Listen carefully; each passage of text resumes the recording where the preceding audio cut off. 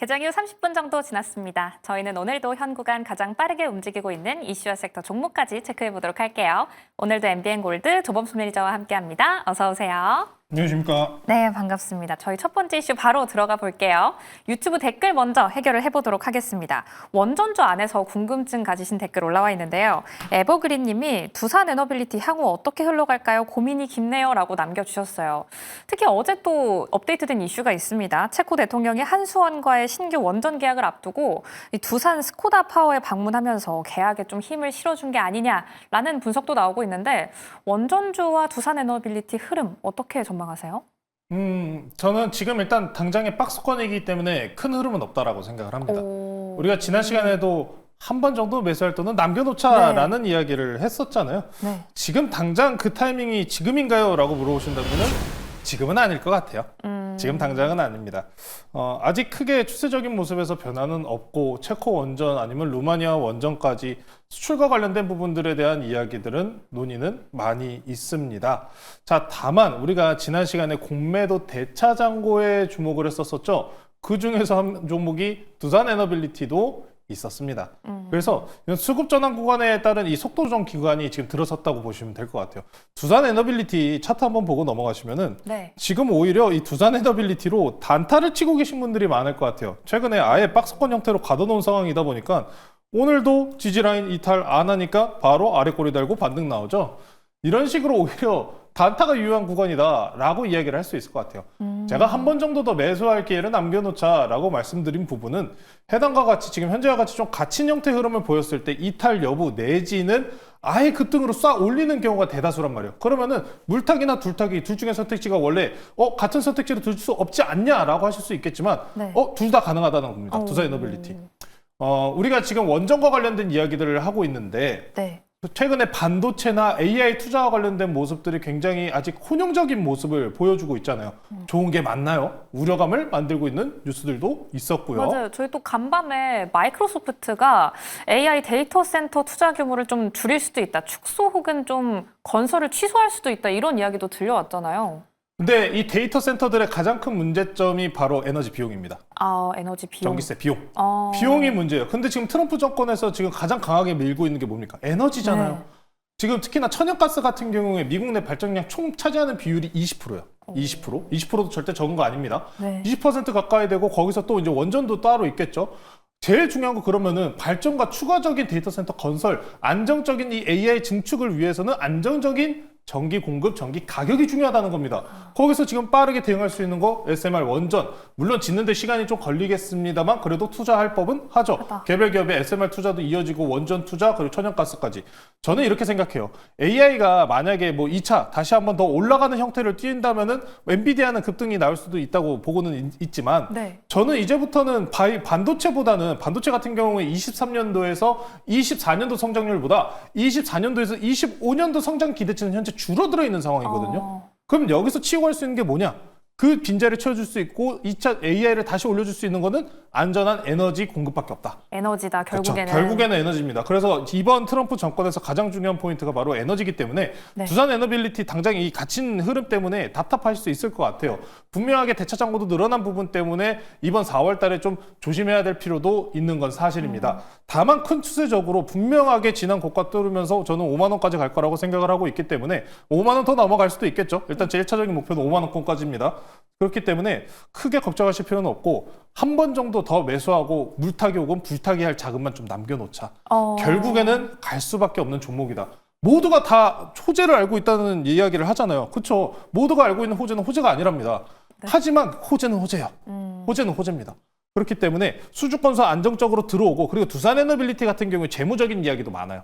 두산 밥캣과 관련된 이야기를 하잖아요. 네. 근데 자금 출자 같은 경우에 계속 지금 두산 밥캣 자금 통해 가지고 주식 통해서 계속 출자하고 있단 말이에요. 그럼 두산 에너빌리티 주가는 문제가 없습니다. 없다. 없어요. 그렇기 때문에 두산 에너빌리티에 대해서는 지금부터는 저는 시간에 투자하시는 모습이 중요하다. 라고 좀 말씀을 전해드리면서 보유하고 계신 분들께서는 지금 물론 단기, 중기적인 모습 내에서는 좀 아쉬운 박스권 형태를 보이고 있지만 충분하게 뚫고 올라갈 수 있다라고 보시면서 홀딩하시면 좋을 것 같습니다. 네, 우선 두산에너빌리티 관련해서는 5만 원 선까지 함께 기대를 해보도록 하겠습니다. 결국 시간이 조금 더 필요하다. 시간을 두고 함께 지켜보자라고 이야기해 주셨네요. 앞서서 에너지라는 키워드를 이야기를 해주셨는데 트럼프 대통령 에너지 대통령이다라는 별명도 있지만 관세 대통령이다라는 별명도 가지고 있습니다. 간밤에 이 별명에 맞게 관세 소식이 업데이트가 돼서 이슈 두 번째로는 관세 짚고 갈게요. 상호 관세에 대해서는 모든 국가를 대상으로 매우 관대하게 할 것이다라는 언급이 있었고요.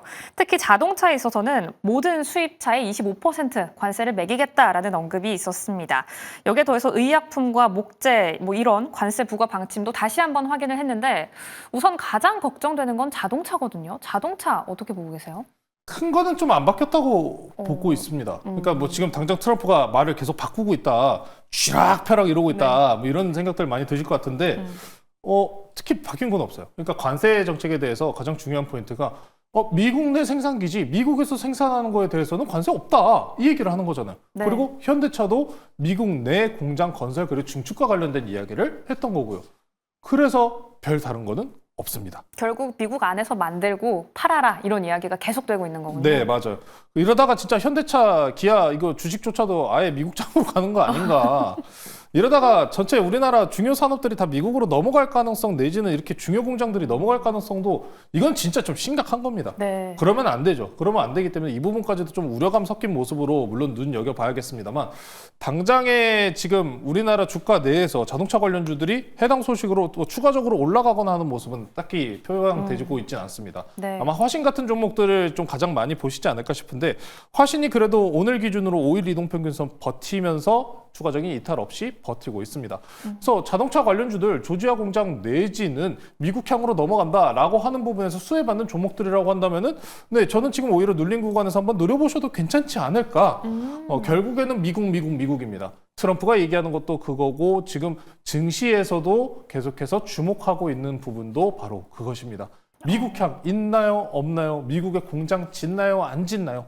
결국에 증시가 완전히 뭐 관세 부과로 넘어간 이후에 우리나라는 대체적으로 수출 국가이기 때문에 관세 쉬로 나왔다라고 하면은 국내에 있는 공장들 관세에 따른 피해 당연히 있을 수밖에 없습니다. 특히나 제조업, 우리나라의 제조업 같은 경우에 피해를 입을 가능성이 꽤나 높죠. 그런 상황이기 때문에 주가 내에서도 북미향을 진출하는 종목과 하지 않는 종목의 주가 변동성 차이는 분명히 있을 수밖에 없어요. 네. 그래서 자동차 관련주들 이번에 최근에 발표 나온 이후에 3월 25일 기간으로 좀 빠진 모습이 있는데 오히려 빠진 구간을 매수의 기회로 삼아 보셔도 좀 괜찮다.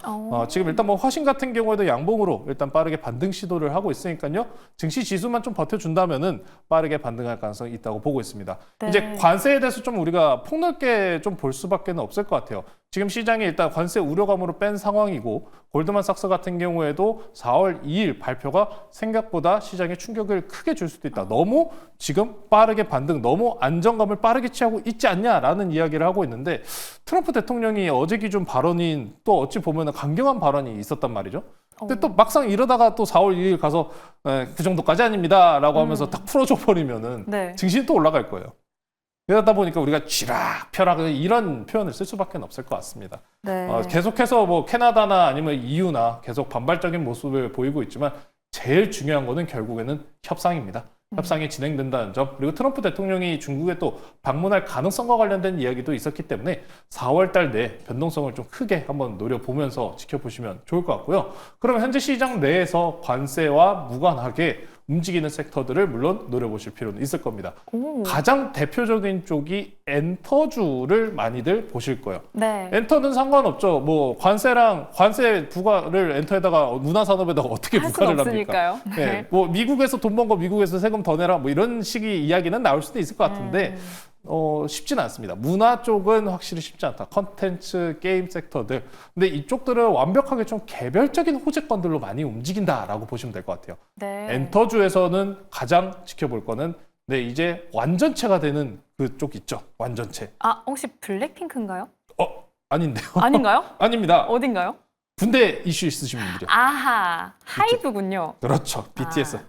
BTS가 물론 최근에 뉴진스와 관련된 좀 복잡한 속내 이야기가 있었습니다만 네. 일단 법원에서 하이브의 손을 들어준 이후에 주가가 빠르게 반등이 나오는 모습을 볼 수 있어요. 특히나 BTS가 가장 아쉬웠던 게 뭐냐면은 코로나 때 당시에 코로나 때문에 월드 투어를 못했어요. 근데 이번에 완전체 된 이후에 월드 투어에 나서게 될 겁니다. 그에 네. 따른 실적 개선 부분까지 생각 기대해 보시면은 지금 주가 아직도 저렴하다라고 보시면 될 것 같아요. 굉장히 재밌는 이야기가 많더라고요. 뭐 군대 있는 동안에 BTS 멤버의 주식이 강탈당했었다. 어머. 뭐 그런 뉴스도 있었습니다. 다 정말요? 찾았다고 합니다. 아, 다행이네요. 큰일 날 뉴스였죠. 이게 이때가 24년도 1월인데 근데 타이밍 좋게 또 주가는 내렸어요.